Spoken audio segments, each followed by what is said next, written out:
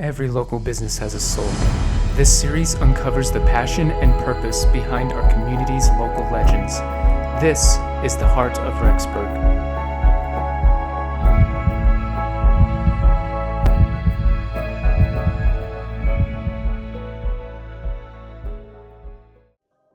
This is June. For so many of us in Rexburg, June's Place is more than just a coffee shop. It's a place where we feel at home. It's that warm, welcoming spot to study, meet a friend, or just unwind. But what you might not know is the story of a single unforgettable customer who changed everything. Today, we're diving deep to learn about the moment that started it all, the hardest lesson they've learned, and why supporting local businesses is truly the key to a thriving Rexburg. We were just talking about your business and its journey, but I want to go back to the beginning. What is the real behind-the-scenes story of why you started June's Place? Okay. This story is all about my dad. So I grew up actually in Southern California, and my dad, I lived in a household where my mom was sick all the time. My dad worked 18-hour days, and the only days he had off was Saturday and Sunday. And so on Saturdays, he would load me up on the back of his motorcycle. I was 8 years old, this is when we started it, and he would take me down the coast and we'd stop at every coffee shop. And the reason he did that was he loved the sense of community in shops, and he wanted me to learn about that. That he wanted me to see all these different peoples from all different races and different religious backgrounds, all getting along and having something in common. And I remember sitting in a coffee shop with him, I think I was 10. He used to always make me get peppermint herbal tea. I wasn't allowed anything else yet. And I remember sitting there and he was like, "See, June, look over there." He's like, "That man is a janitor." He's like, "And that man is a CEO." He's like, "And they're sitting there having a conversation and a cup of coffee together, and neither one of them see each other as more than the other." He's like, "And that is what coffee shops are all about." He's like, "They're all about community." So we moved to Idaho. My mom and dad followed me. And my dad said, "I would love to have a coffee shop here." And I said, "Well, Dad, I mean, we are part of a religion." And I said, I don't know if that would go over. I don't think people understand the concept of it. And he's like, "No, every community needs a meeting spot. Every community needs a place where they're sad, they can go." I was like, "Okay, Dad." And so I put it off. And probably we started doing some research, checking it out. And then my dad got really sick. And he got really sick. We put him back. We took him to the hospital. 11 days later, he passed away. And I remember sitting in my living room thinking, what am I gonna do? Like, I feel like I feel so empty. And I was like, I'm gonna open his coffee shop. I'm just gonna give it a go. And so I pulled money out on my own house. I did my own investing and was like, okay, let's do it. And so it's called June's Place because my dad lived down the street from me. And he would always be like, "Okay, hon, I'm going to June's Place." And I'd have all these little old men show up on my doorstep and they'd be like, "Are you June? Is this your place?" I'm like, yes, this is my house." They're like, "Great, your dad said to meet you here." I'm like, little old men in my living room eating cookies and coffee. And I was like, okay, fine. And so we called it June's Place in honor of my dad. We have Norman Rockwell usually up on the walls. That was his favorite artist. All the different vendors that come in that leave things. The reason that is because my dad would take me to Encinitas to all the art fairs. And he used to always tell me that starving artists need a place to start. And so I felt it was very important for us to have like the art, the crafts here and things here that they could like, and we don't charge them to be here. And I want a place for people to see there is so much talent here in Rexburg. There is so much talent that people are not aware of. So that's another reason for it. And then, yeah, June's Place is just all about my dad. Like, I have his old phone over here. I have his old radio. You know, he was, we do the Harry Potter event because my dad would go with me to the midnight openings of the books. We'd sit in line and wait for him and read a chapter while we're in the bookstore, drinking our tea or coffee. And then, like, we do a Santa Claus event because my dad had a huge beard. And he was a phone man at the end of his days. He climbed a lot of poles, and he always kept peppermint candy in his pocket because kids thought he was Santa Claus. And he would come down off a pole, a kid would give him his Christmas list, and he would give him peppermint candies in the middle of July. I mean, I drove on the back of his bike, I'd jump off the bike, we'd stop at stoplights, I'd give candy canes out. It was just, my dad taught me a sense of community and how important it is in every town, whether the town is small or whether it's a big city. Like, everyone needs that safe space and that sense of community. So opening up June's Place, I poured all of my sadness and my heart and everything that I knew my dad would want, and I put it all into June's Place. So I'm not gonna cry, but yeah. So we tried to find a really good bean because my dad only drank house coffee, black, and he said, June, if they don't got a good house, we gotta go to the next place. And he'd sip it, and he would never say anything mean. He'd just be like, thank you so much for your kindness. We'd walk out, he'd dump it, we'd go to the next place. We'd go to the next place, and if he liked the beans, he'd have the owner come out and explain to me the roasting process, where their beans come from, where they come from, what their background was. So this was something that I was raised around from like the age of 8. And I just want to share that with everybody. I've seen so many celebrations here. I've seen people get engaged here. I've seen people come in and show me their sonograms because they're having a hard time having a baby and finally have gotten pregnant. We have done baby showers for customers who don't have family here.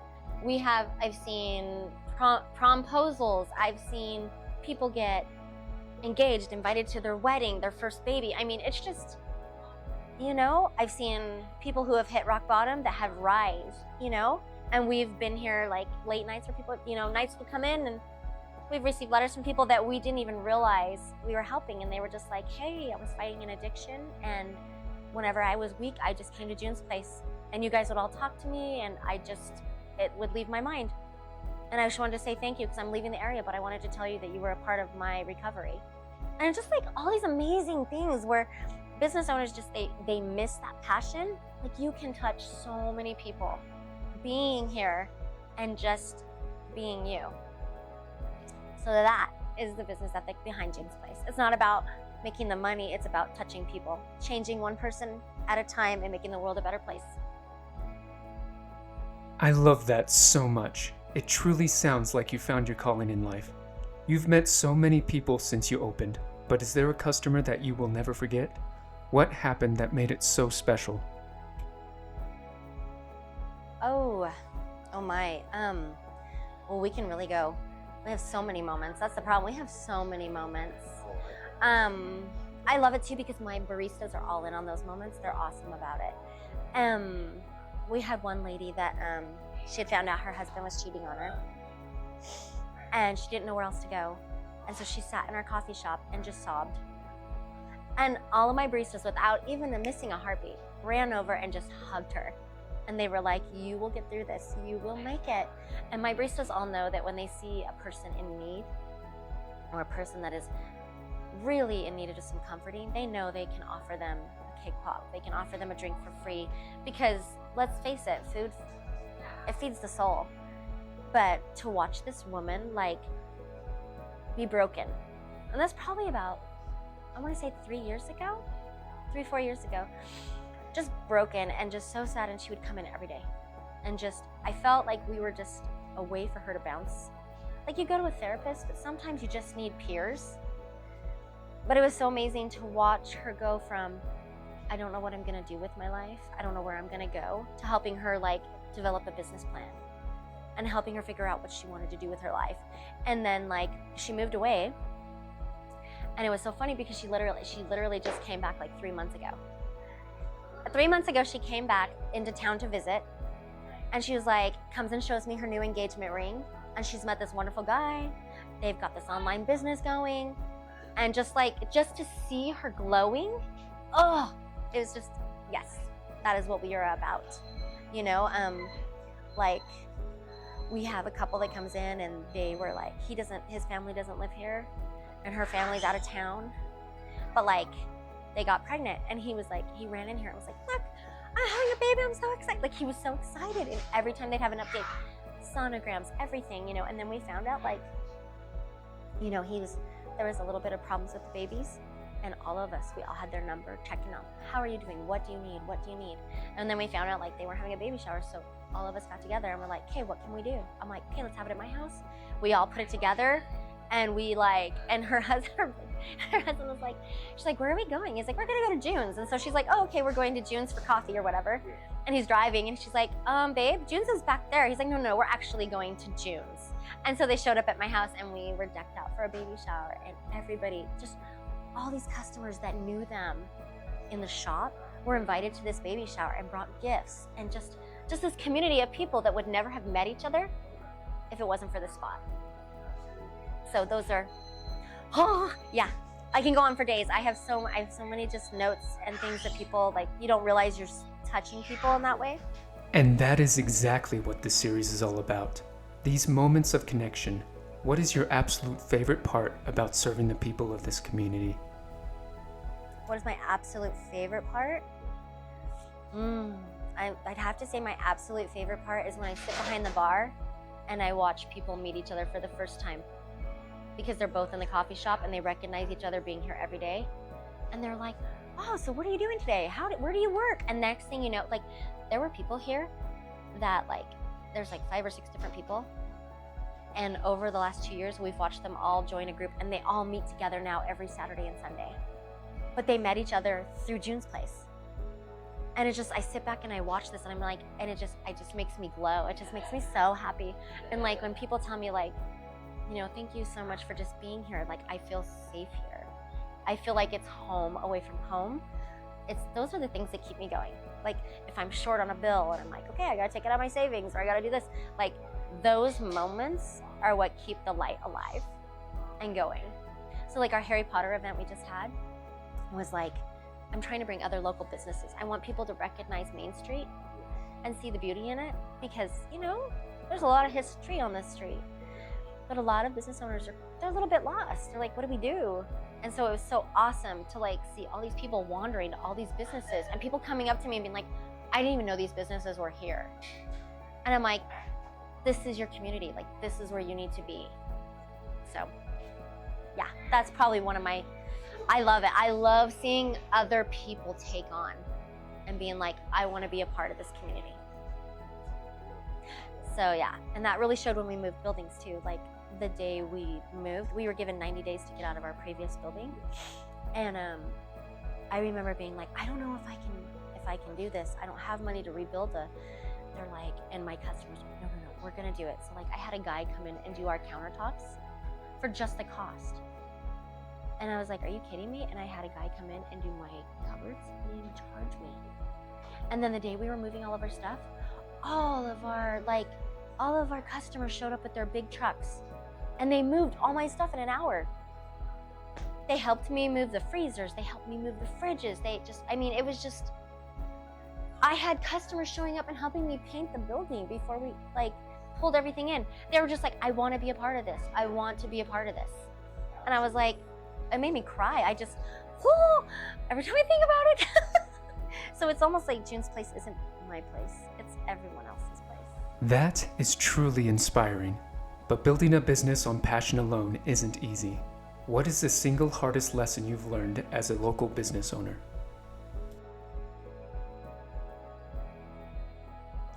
I had a really hard time with, I had a situation where I had helped a lady that had come in, and she was very upset, and she was divorcing her husband. And her husband made it his personal goal to attack us on social media. And it's kind of funny because, like, although, like, I'll hear other business owners complain about customers and, oh my goodness, my customers have always been amazing. So when we find that one rough rock and I can't smooth it out, it's hard for me because I've put so much heart and soul into the business. It doesn't feel like they're just attacking the business, they're like attacking me.